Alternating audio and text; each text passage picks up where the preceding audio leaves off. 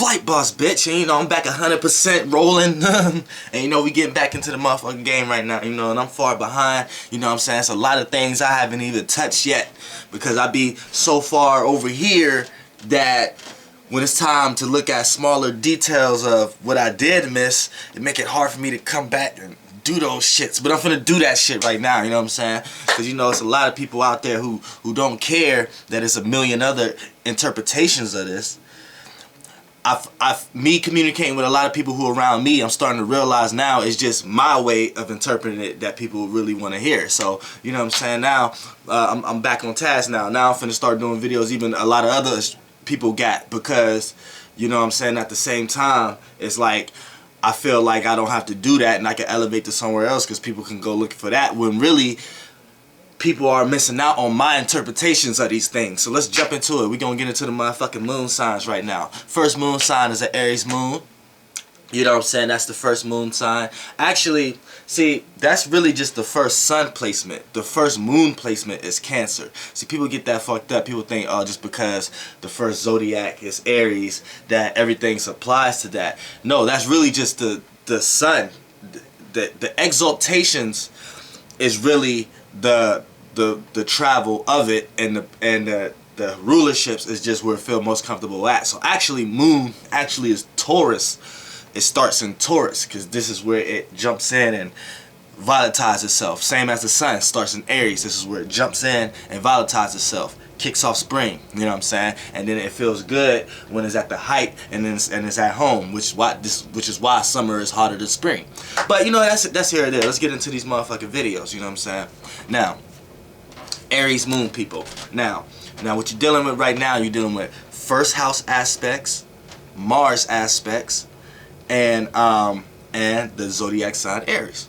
So all these contribute to what the archetype of an Aries is, you know what I'm saying? So now let's talk about the moon. What's the moon? The moon is inside. It reflects the sun. So whatever's going on with the sun is acting out the tendencies of what's hidden, which is the moon. So how it's acting these tendencies out will be your sun sign, but what caused the tendencies to be acted out in the first place will be your moon sign. So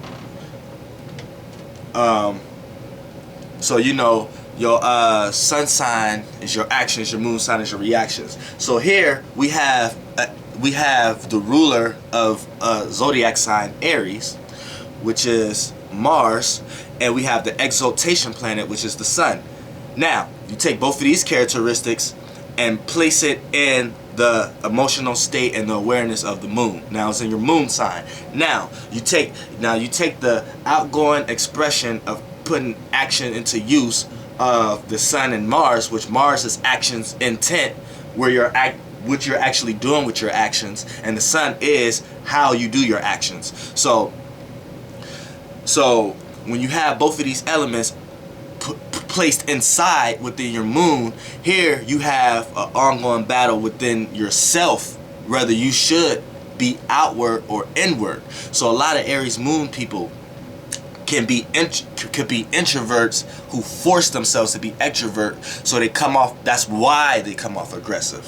You know what I'm saying? That'd be why they come off aggressive sometimes. And when you have the first house sign here, what tends to happen is the first house is the personal self, the personality, the things you take in and things you give off. You know what I'm saying? Because when you take it in, you're gonna be taking in from the 7th house, but when you give it off, it's your first house. So it's your expression, your first expression, your initial awareness, your initial state when you're not acting and reacting to things. You're just pure state. So if you was to meditate, how you meditate would actually be your rising sign, because you're not acting on anything, which is your sun sign, and you're actually trying to clear your mind and not feel a certain way about anything, so you can have a clear mind. So you're distracted, so you're throwing away your moon sign. So your rising sign is like, if you was to meditate, that's the best way I can describe how you can figure out your rising sign.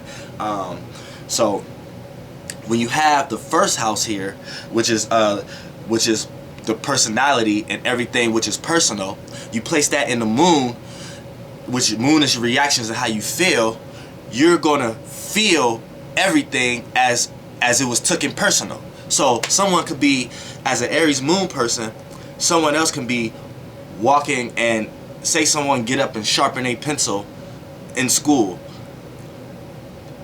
The reason that they sharpen a pencil was probably because their pencil was dull. An Aries Moon person will come up with a scenario in their mind of why the person actually got up to sharpen their pencil, and for some strange reason orchestrated towards themselves. They would make up an analysis in their mind that that person got up to sharpen their pencil because of me in some type of way. You know what I'm saying? This is how Aries Moons thinks. They take everything personal. They tend to think the world revolves around them, other than them being in a world that revolves around us.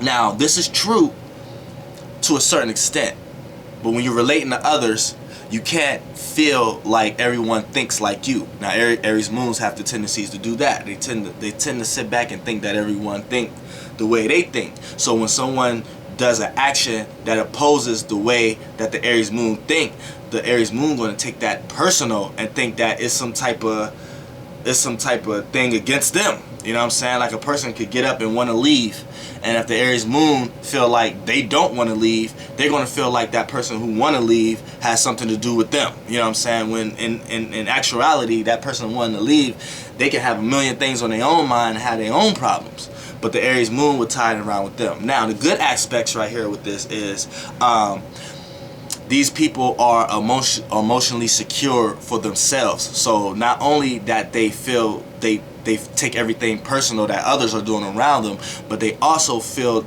to themselves, they take themselves very personal. So anytime they have their own emotions, they like to deal with it, and they don't like to have an outside influence telling them how to deal with it.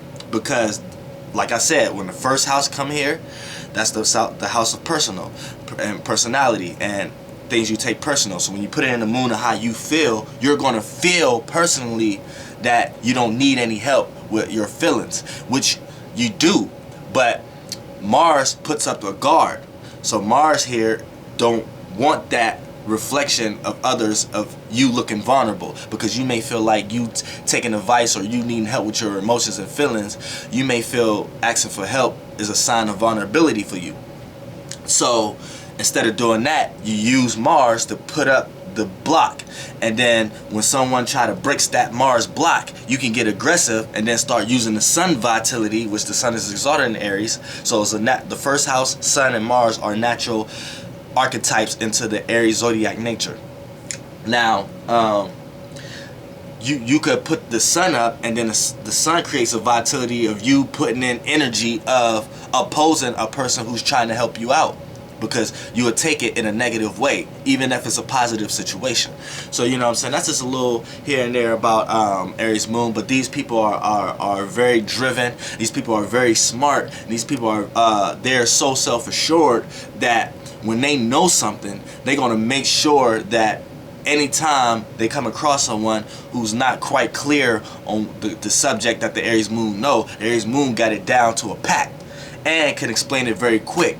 They may not like to tell you twice, and they may look at you stupid if you ask them after they just told you. But that's here or there, depending on other placements in the chart. If they got tact or not, or diplomacy or not, then that'll balance that out. But furthermore, they come off aggressive because they actually know what they're talking about. So, you know what I'm saying? These people can help you in any kind of situation that you need to put your mind to and actually focus on and have a passion about it, to learn about it. But they lack here of emotional stability of relating to others. So, you know, that's Aries Moon. Now next is Taurus Moon. Flight boss, bitch. You know. You know, show air.